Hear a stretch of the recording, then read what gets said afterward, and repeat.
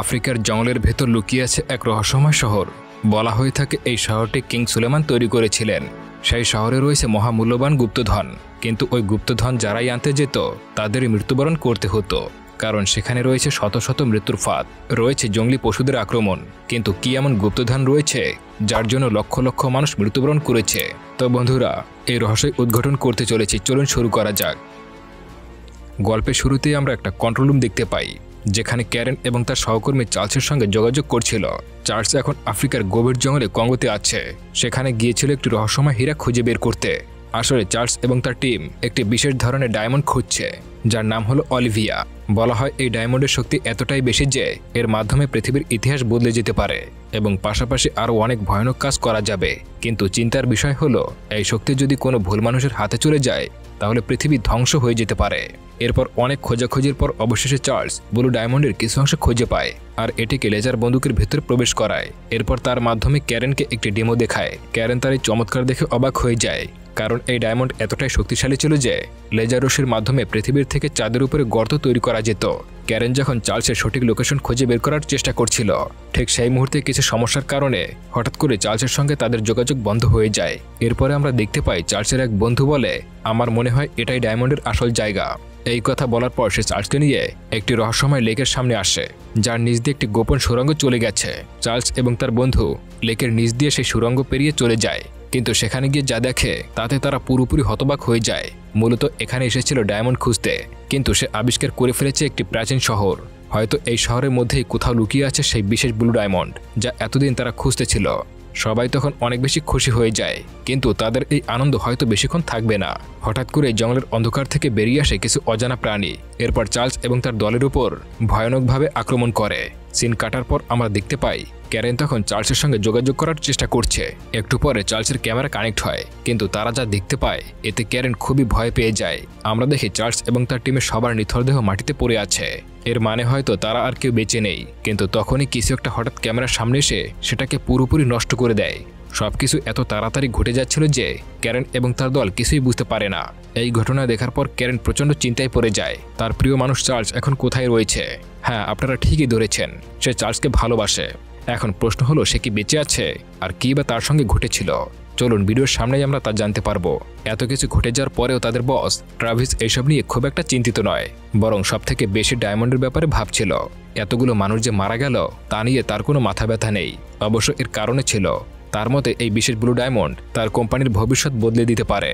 যদি এটা কোনোভাবে হারিয়ে যায় তাহলে নাকি তার রিসার্চ কোম্পানিও বন্ধ হয়ে যেতে পারে।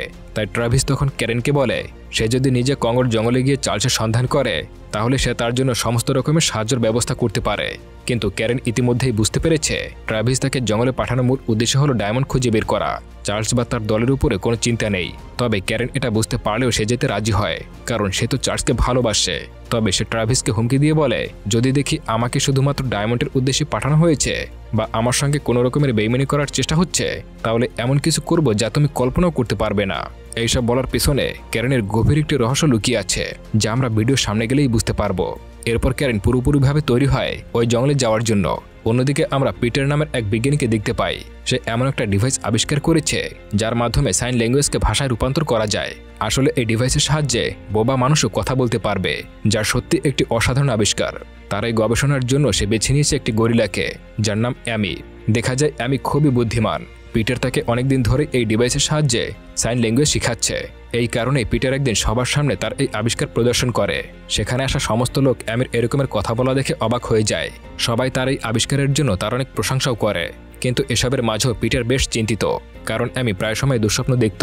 একদিন সে তার স্বপ্নের দৃশ্যগুলো আঁকতে শুরু করে, আর সেই অদ্ভুত ছবিগুলো দেখে পিটার অনেকটাই অবাক হয়ে যায়, কারণ সেখানে নিজের আসল ঘর, বনজঙ্গল এবং তার জাতিদের ভীষণ মিস করছিল। এই বিষয়গুলো সে ছবির মাধ্যমে তুলে ধরে, আর এই কারণেই পিটার সিদ্ধান্ত নেয় অ্যামির বন্ধু হিসেবে তার দায়িত্ব হলো তাকে নিজের বাড়িতে ফিরিয়ে দেওয়া। ফলে সে অ্যামির জন্মস্থান খুঁজতে শুরু করে।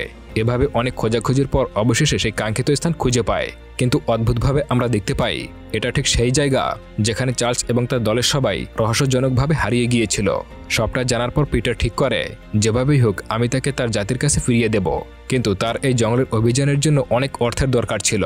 তাই পিটার তার বসের কাছে গিয়ে অভিযানের জন্য আর্থিক সাহায্য চায়, কিন্তু তার বস স্পষ্ট জানিয়ে দেয় এই অভিযানের জন্য কোনো প্রকার সাহায্য করতে পারবে না।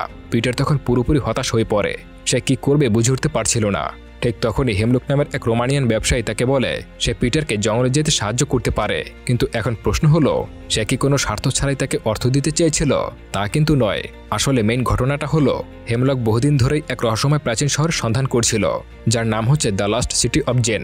এই শহরটি ঠিক সেই স্থানেই ছিল যেখানে চার্লস নিখোঁজ হয়েছিল।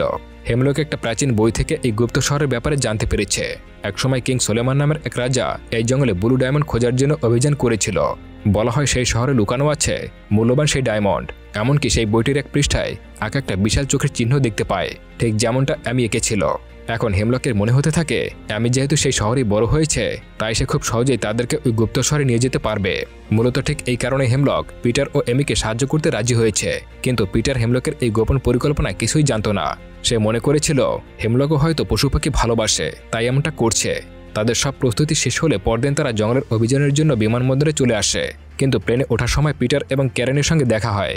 এরপর দুজনে পরিচিত হয়ে কথা বলার পর বুঝতে পারে তাদের দুজনের লক্ষ্য আলাদা হলেও তাদের গন্তব্য একই ছিল, সেই কঙ্গোর ভয়ানক জঙ্গল, যেখানে জানা অজানা সব বিপদ অপেক্ষা করছিল তাদের জন্য।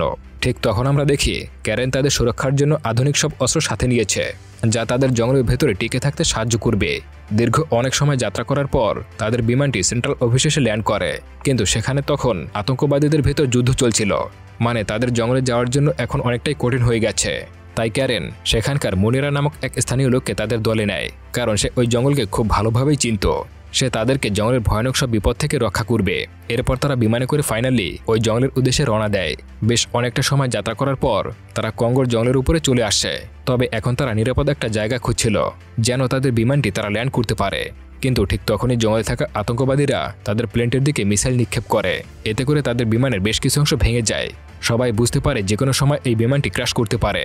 এখন তাদের সামনে একটাই উপায় ছিল, বিমান থেকে প্যারাশুট নিয়ে লাফ দেওয়া।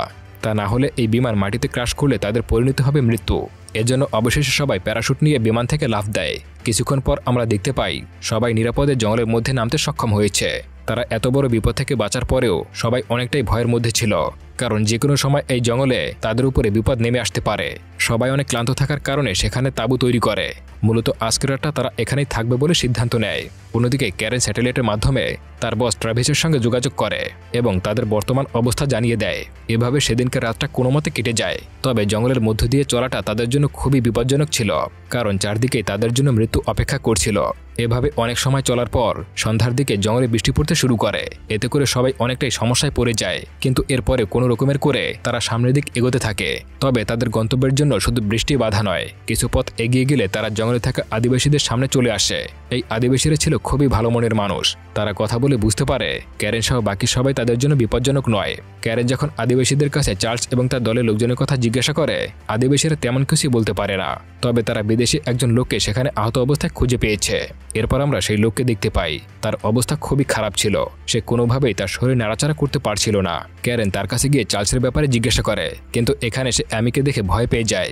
আর তখনই সে চিৎকার করতে শুরু করে। আমরা দেখি সে এতটাই ভয় পেয়েছে যে কারণে সে মারা যায়। এখন প্রশ্ন হলো এর পেছনে কি রহস্য লুকিয়ে আছে যে অ্যামিকে দেখতে পেয়ে সে মারা গেল? এই রহস্যটা আমরা মুভির সামনেই জানতে পারবো। তারা সবাই তখন ভয় পেয়ে যায়। যাই হোক, এরপর তারা আবারও সামনের অভিযানে বেরিয়ে পড়ে। কিন্তু পথ চলতে চলতে বিপদ আরও সামনের দিক এগিয়ে আসতে শুরু করে। এরপর রাত হয়ে যায় আর রাতে তারা একটা নদী পার হচ্ছিল। ঠিক তখনই নদীতে থাকা কিছু প্রাণী তাদের উপরে আক্রমণ করে বসে। এই আচমকা হামলায় তাদের দুইজন সদস্য সেখানেই মারা যায়। এরপর তারা কোনো রকমের নদী পার হয়ে তীরে উঠে আসে। সবাই তাদের সৃষ্টিকর্তার কাছে শুকরিয়া আদায় করছিল, কারণ বিশাল একটা বিপদ থেকে তারা রক্ষা পেয়েছে। এরপর অনেকগুলো সময় কেটে যায় আর তারা আকাশে একটা বিমান দেখতে পায়, কিন্তু সেটিতে জঙ্গলে থাকা সন্ত্রাসীরা আগুন ধরিয়ে দেয়। এরপর জঙ্গলের মধ্যেই ভেঙে পড়ে। যাই হোক, সেদিনকার রাতটা কেটে গিয়ে ভোর হয়ে যায়। দীর্ঘ পথ চলার পর তারা এমন একটা রাস্তায় এসে পৌঁছায় যেখানে দুই দিকে দুইটা পথ আলাদা হয়ে গেছে। তখন তারা বুঝতেই পারছিল না কোন দিকে যাবে। অ্যামি তখন সামনে এগিয়ে আসে আর ইশারা করে সঠিক রাস্তায় নিয়ে যায়। এটি হয়তো সেই পথ যেটি সে বারবার স্বপ্নে দেখত। এরপর সবাই ওই পথ ধরে সামনে এগিয়ে যেতে শুরু করে। হাঁটতে হাঁটতে তারা জঙ্গলের গহীনে এসে পৌঁছায় আর সেখানে সে ভাঙাচুরা বিমানটি দেখতে পায়, যেটি গত রাতে জঙ্গলের ভিতরে ভেঙে পড়েছিল। সবাই তখন ভালো করে দেখে, জানতে পারে এই প্লেনটি আসলে ট্রাভিস পাঠিয়েছিল, কারণ সে ক্যারেনের উপরে পুরোপুরি বিশ্বাস করতে পারেনি। কিন্তু এখন আর সেই দলের কেউ বেঁচে নেই, সবাই মারা গেছে। তবে বিমানের মধ্যে কিছু খাবার পেয়ে যায়। যেগুলো সাথে করে নিয়ে আবারও যাত্রা শুরু করে। অনেকক্ষণ যাত্রা করার পর অবশেষে তারা লাস্ট সিটি অফ জিনের কাছে পৌঁছায়। জঙ্গলের ভিতরে এরকমের একটা প্রাচীন শহর দেখে তারা রীতিমতো অবাক হয়ে যায়। কিন্তু এখানে থাকা সবথেকে বেশি খুশি ছিল হেমলক। দেখা যায় শহরের সামনে বিশাল একটা মূর্তি রাখা ছিল। হেমলক তখন বলে, আমার ধারণা বাইরের পৃথিবী থেকে কিং সুলেমান ডায়মন্ড রক্ষা করার জন্য এই শহরটি তৈরি করেছিলেন। সবাই তখন শহরের ভেতরে প্রবেশ করে। আমরা দেয়ালে কিছু চিত্রলিপি দেখতে পাই, যেখানে প্রাচীনকালের ঘটনাগুলো লিপিবদ্ধ করা আছে। তারা ডায়মন্ড খোঁজার জন্য শহরের আরও ভেতরে চলে যায়, কিন্তু হঠাৎ করে তাদের উপরে একদল গরিলা আক্রমণ করে। এদেরকে বলা হয় গ্রেট গরিলা, যারা বহু বছর আগেই বিলুপ্ত হয়ে গেছে, কিন্তু তারা এই গহীন জঙ্গলের মধ্যে তাদের অস্তিত্ব টিকিয়ে রেখেছিল।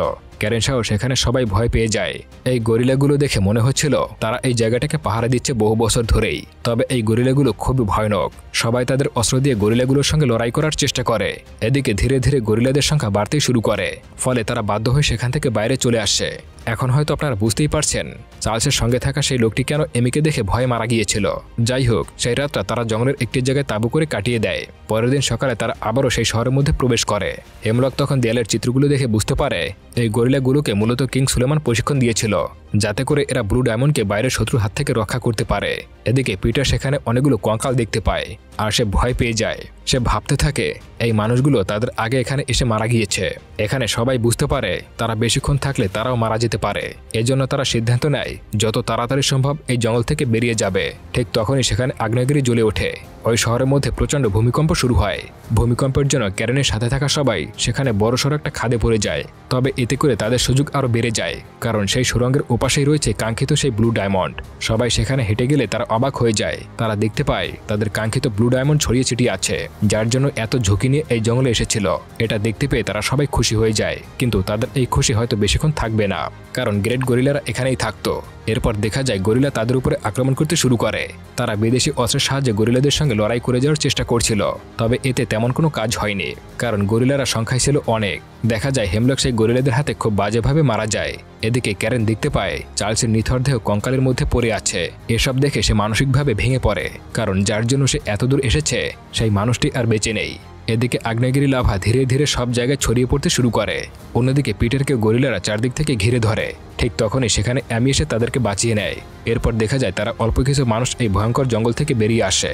ঠিক তখনই ওই শহরের মধ্যে আগ্নেয়গিরি লাভা প্রবেশ করে। এরপর সেই ডায়মন্ড সহ সব গরিলা মারা যায়, আর এভাবেই হারিয়ে যায় দ্য লস্ট সিটি অফ জিন। এর বেশ কিছুক্ষণ পর ক্যারেন সহ বাকি কয়েকজন মানুষ নিরাপদ স্থানে চলে আসে। তবে সবাইকে অবাক করে দিয়ে আমরা ক্যারেনের হাতে একটা ব্লু ডায়মন্ড দেখতে পাই। তবে এটি সে ট্রাভিসকে দেবে না, কারণ সে তাকে আগেই বলেছিল যদি তার একমাত্র উদ্দেশ্য ব্লু ডায়মন্ড হয় তাহলে সে এমন কিছু করবে যা সে কল্পনা করতে পারেনি। এরপর সে সেই ডায়মন্ড একটা মেশিনে সেট করে, আর ট্রাভিসের কোটি কোটি টাকার স্যাটেলাইটের দিক তাক করে, যেটার জন্য ট্রাভিস এই ব্লু ডায়মন্ড খুঁজতেছিল। এরপর ক্যারেন ওই লেজারের সাহায্যে মুহূর্তের মধ্যেই স্যাটেলাইট ধ্বংস করে দেয়। হয়তো এটাই ছিল ট্রাভিসের একমাত্র শাস্তি, কারণ তার লোভের জন্যই ক্যারেন তার সবথেকে প্রিয় মানুষটিকে হারিয়েছে। এরপর আমরা দেখতে পাই পিটার তার বন্ধু অ্যামিকে সে জঙ্গলের মধ্যে ছেড়ে দেয়। অ্যামিও তার পরিবারকে খুঁজে পেয়ে খুবই খুশি হয়। অবশেষে তারা তিনজন একটা এয়ার বেলুন করে কাছাকাছি কোনো বিমানবন্দরের উদ্দেশ্যে রওনা দেয়, আর এই দৃশ্যের মধ্য দিয়ে মুভিটা সমাপ্তি হয়ে যায়। তো বন্ধুরা, কেমন লাগলো আজকের গল্পটা অবশ্যই কমেন্ট করে জানাবেন। আপনাদের কমেন্ট আমার অনেক ভালো লাগে। তো এতক্ষণ মনোযোগ সহকারে ভিডিওটি দেখার জন্য অসংখ্য ধন্যবাদ।